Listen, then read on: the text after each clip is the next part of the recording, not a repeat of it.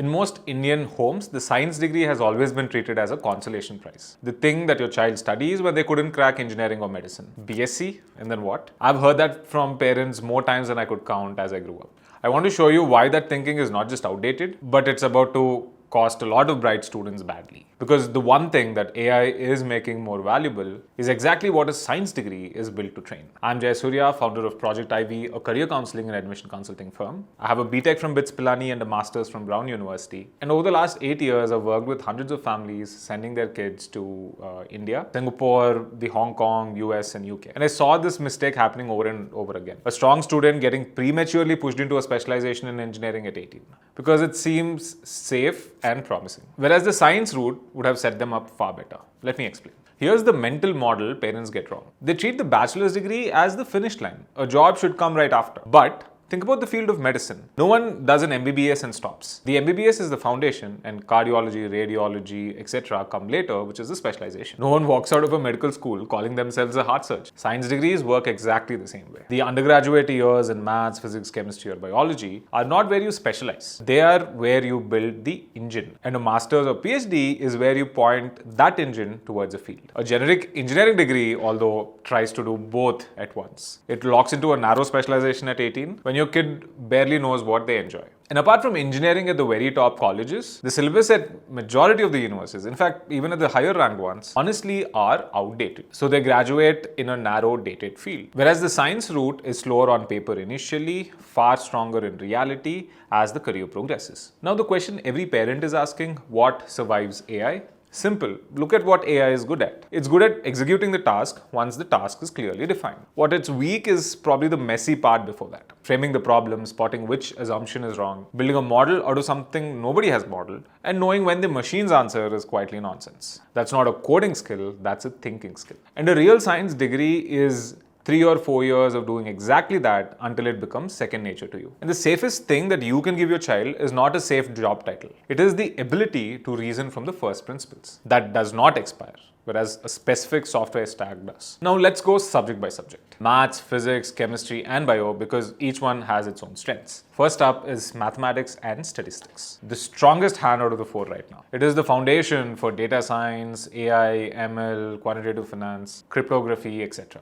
In India, places like ISI and IISc Bangalore are world class. And in abroad, a strong math degree is a cleanest entry towards high-paying technical careers, especially in the finance sector. Next up is physics. This degree is for deep tech. Semiconductors, which Singapore, Hong Kong, Taiwan, and India, which are pouring their money into. Photonics, quantum computing, etc. And physics graduates are heavily recruited into finance sector too, because the math carries out. A physics degree says you can model a system that you've never seen before. Very few degrees train that. Next is chemistry, and it is highly underrated one. It is what that sits under the battery technology, advanced materials, pharmaceutical research, and the whole chemical processes inside. As the world rebuilds energy and supply chains, people who understand matter at the molecular level get rare and are highly valued. Next up is biology. I'll be honest, biology has the widest spread of outcomes. A plain biology degree, honestly, that stops at undergrad is weak. But biology combined with computation is one of the most exciting frontiers we have right now. Genomics, bioinformatics, computational biology, AI-driven drug discovery. Singapore and the UK are building serious biotech hubs exactly around this. This degree pays off only if a student commits to specialize in a stream. If they will, the upside is enormous. Now let's talk about how these degrees are structured across different countries, which will help you make a better decision. The US universities build breadth directly into the degree itself. Your child does not pick a major in day one. They spend first or second year taking different courses, exploring subjects, and then declare. At Brown University, where I studied, you can literally design your own course. So an American science degree means a wide foundation, heavy undergraduate research, and also freedom to explore more fields. Double majoring in maths and physics or physics and computer science is absolutely normal. Then you go deep with a master's or a PhD. Whereas the UK does exactly the opposite. Your child applies to study one subject, for example mathematics, and studies essentially that for the next 3 years. It's narrow, but it goes very deep very fast. 2 things that still make it a fit. Most top departments offer an integrated 4-year degree, like the M Math, M Physics or MSc, which folds a master's year into the undergrad. And Cambridge runs a natural sciences course where students study several sciences before choosing one, which gets closest to the American model. The Europe structurally is the purest version in this whole argument. Almost the entire continent runs on the model of 3 years bachelor's followed by a 2 years master's. Foundation first, specialization second.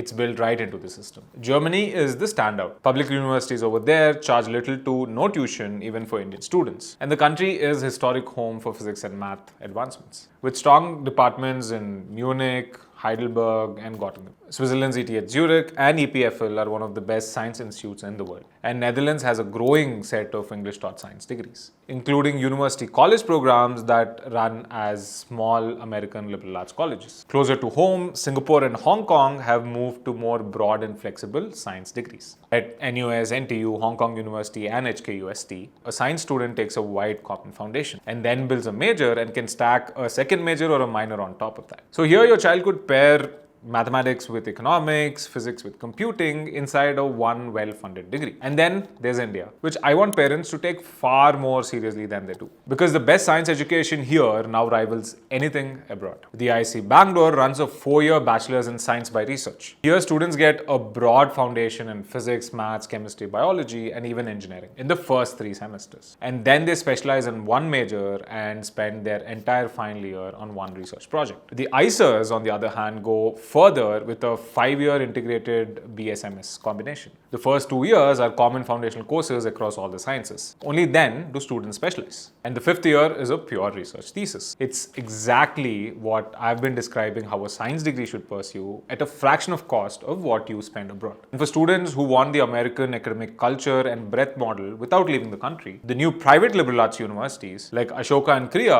are among them. They run real physics, maths, chemistry, biology programs under a liberal arts structure. Your child can explore before committing the way they would do in the US. So this strategy isn't tied to one country. It's available in Bangalore, New York, Munich, Singapore, Hong Kong, and in London. So what changes is the cost and the structure, but not the core idea. One thing I'd be a bad advisor not to say, first is this route works only on one condition. The student has to be willing to do a master's or PhD. A science degree that ends with a bachelor's degree with no specialization or no plan is genuinely weaker than an engineering degree. This is actually a longer game. It's not for a student who wants to get a job at 21 and then be done. If you take one thing away, take this. The real question isn't science versus engineering. It's whether you want your child to specialize at 18 or whether you want them to specialize at 22 with far better information and far better foundation. In every country that you might be considering, the second option is the more future-proof one. The science degree, if done right, is a super ambitious choice. If you have a child who's good at sciences and if you're figuring out which country or which degree fits them specifically, do reach out to us. We help a lot of students make these decisions.